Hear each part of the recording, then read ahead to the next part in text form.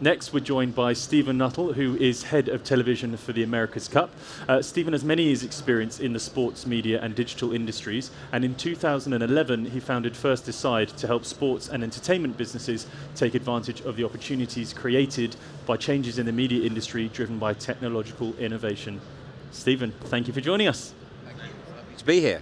Excellent. How's the show been for you so far? Well, it's impressive, isn't it? The size of the show is just amazing. I don't think I've had time.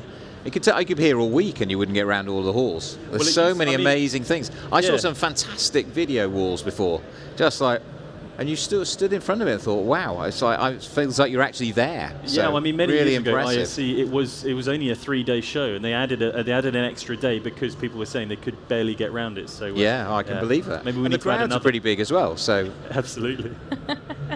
Well, let's get into our interview. I want to know about the America's Cup. I am a complete sports enthusiast. Maybe American football, probably my number one. But I'm not really familiar with the America's Cup. Can you share with me and our audience at home who's watching and listening, what is that? What does the sport entail? So the America's Cup is a sailing regatta. It's held every 4 years. It's the oldest. You try and win the oldest trophy in international sports. Sorry, I'll try and say that as a sentence. So the America's Cup's been competed for since 1851. It's only ever been won by 4 countries in that time. So it's about the hardest sports event you could possibly win. And I think the reason it's an incredibly hard event to win is that it takes in a huge amount of technological innovation to create a boat that can now go at 100 kilometers an hour across the water. You need a team of north of 100 people on every team, all the engineers and the boat builders, the shore crew, the sailors on the boats. It takes a village to win the America's Cup, and it's also incredibly challenging. We've got 6 competitors will be here in Barcelona this year trying to win the race.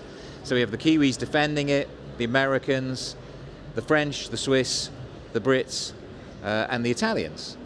So you've got a fantastic competition between the world's best sailors, the world's best boat designers, to see who's got the fastest boat, who's got the best sailing team, and who can win that trophy that some people have spent their entire lives in pursuit of.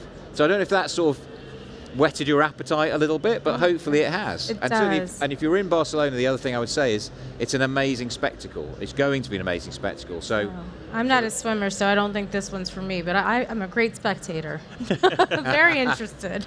Good. I imagine you're right in the midst of the final planning for the 2024 America's Cup. How's that all going, and when's the big day? So the event starts here in Barcelona 22nd of August. There's the final preliminary regatta. That will be the first time that all the boats race against each other across, of course, the weekend. And then the competition gets going the following week with a challenger selection series where the 5 challengers all race against each other to see who's brought the fastest boat and the fastest team. And whoever wins the challenger selection series, whoever wins the Louis Vuitton Cup, ends up going into the match, which is the finale of the America's Cup itself. They will race the defender, Team New Zealand, and someone will emerge victorious. And when you win the America's Cup, you get to organise the next one. So you get to set the rules for the next competition. You become the trustee of the America's Cup competition. Oh wow! So it's quite a unique format then, not just in the way it's competed for, but also the way the rules are set and everything like that at the end. Yeah. So imagine if let's say Patrick Mahomes is successful in a couple of weeks' time. Yes. In the Super Bowl. He helped me fantasy-wise a little this year. So if that team would end up organising the NFL the next season. So if you think about it, in Formula One, it's Red Bull wins the Formula One World Championship. They'd organise the next season of F1. In the America's Cup, whoever wins organises the next event. But that's incredible. So, but are there any kind of things that you can't say, you can't stipulate in the organisation of it, kind of the rules, the regulations? I presume there are parameters you have to work in. There are some parameters that you have to work within, but not too many, to be honest. So the thing about that is that because you get this significant change from defender to defender, cycle to cycle, a competition that's been competed for since 1851 is a start-up every single time it gets going. And that means you get these huge leaps forward in technology that would be very difficult to deliver in a more traditional sporting environment. And I think that's one of the things that's allowed this oldest international sporting competition to remain relevant right through till today. For sure. I mean, the only thing you have to do is you have to, when you set the rules and you organise a competition, you have to make sure it's sufficiently attractive that someone else enters to compete against you. That's true. And that's all that you really have to do, to stage the show and stage the spectacle. I mean, the event itself sounds just so interesting, and I'm just enthralled at the actual event itself, but we are here at ISC, so I'd love to hear, how is AV incorporated into this race? So technology is part of it's one of the essential features of the coverage of the America's Cup. We put 12 cameras onto each boat. There will be 6 boats racing on any given day. We have 2 helicopter cameras, we have 2 chase boat cameras, we have cameras on every single team chase boat that's following every race. So I did the calculation before, and we worked out we'll have, on any given day in Barcelona, there'll be more than 80 cameras out on the water. We're producing everything in 4K and HDR, and everything is wireless for us. So it's a huge technical challenge to do all of that. In addition, we put microphones on all the sailors so you can hear the crew. Even though they're going at maybe 100 kilometers an hour, you've got to be able to hear the voices of the crew, hear what they're talking about. And if you ever put your head out the car window at 100 kilometers an hour, there's like quite a lot of wind, right? Yes. So that's quite a challenge, to create a surround sound environment that works on every boat as they're racing with the ambient wind and the conditions and the spray. It's phenomenally hard.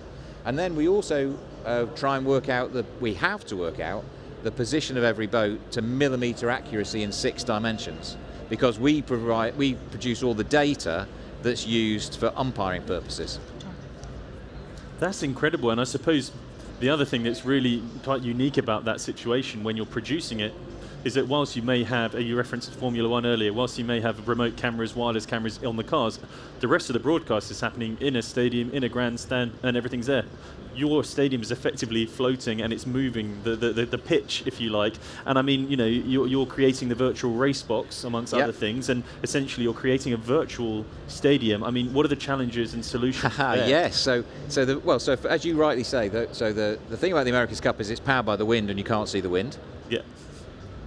And the water moves, and it's not flat. It's not like a tennis court where every blade of grass is a millimeter perfection. Of course, yeah. Water surface is constantly changing, so it's really hard. We need to use graphics to create a virtual stadium around the racecourse, because that's one of the ways of making viewers understand what's really happening, where the field of play is. It's just it's a basic concept in the stadium, but on the open water, really difficult to do that. And then we have to put graphics on the screen, overlaid in AR. You can see an example here, which we use to determine the position of all of the boats. And when we do that, we use artificial intelligence to, we literally have a machine learning system that watches the coverage and then infers the position of every boat from what it sees coming back from the cameras, which has never been done before. That is so exciting. All right, so for our audience listening and watching at home, and if you have a need for speed, you've definitely tuned into the right segment, I would say. So Stephen, you've provided us with a short video that definitely left me on the edge of my seat. So can you tell us a little bit about what we're about to see here with the Land of Speed Sure. video? So Land of Speed is something that is a film that we created about a year ago, and it tells the story of how the engineers and designers at Team New Zealand set about harnessing the power of the wind, not on the ocean, but on the land. They decided to see how fast can you possibly go powered only by the wind. So they spent 10 months designing a land speed racer, which is here at the ISE show as well, not too far away from us in the hall, and it achieved over 226 kilometers an hour powered only by the wind. So 226 kilometers an hour. They took it to a dried out salt bed in Lake Gardner in Australia, a very remote location, but we had to go quite a long way away to find somewhere big enough to be racing this thing at 226 kilometers an hour. And the film There's a full-length documentary of the film which you can download. It's been shown on TV quite a lot of places, and there's also a trailer, which I think is what we're going to show now.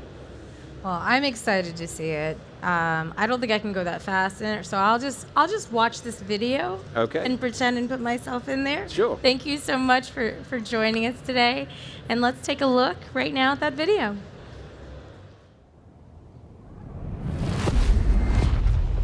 Bearing away in 3, 2, 1, here we go.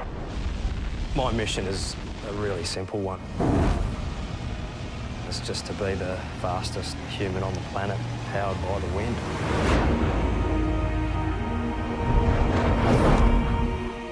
I've always wondered, how fast can you go? Where does it end? And I want to find out where it does end.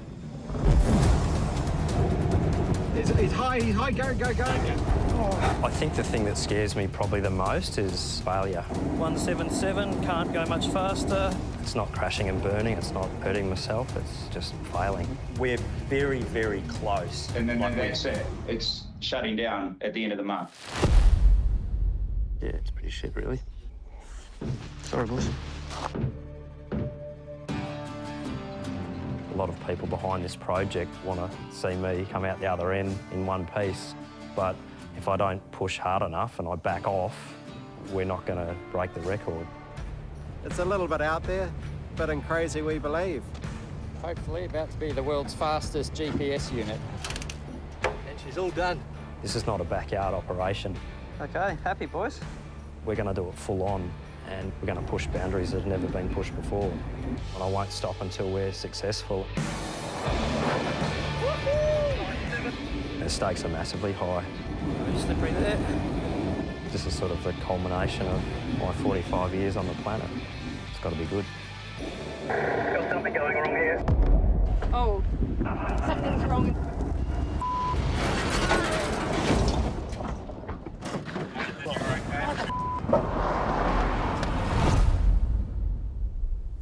Rolling. Here we are.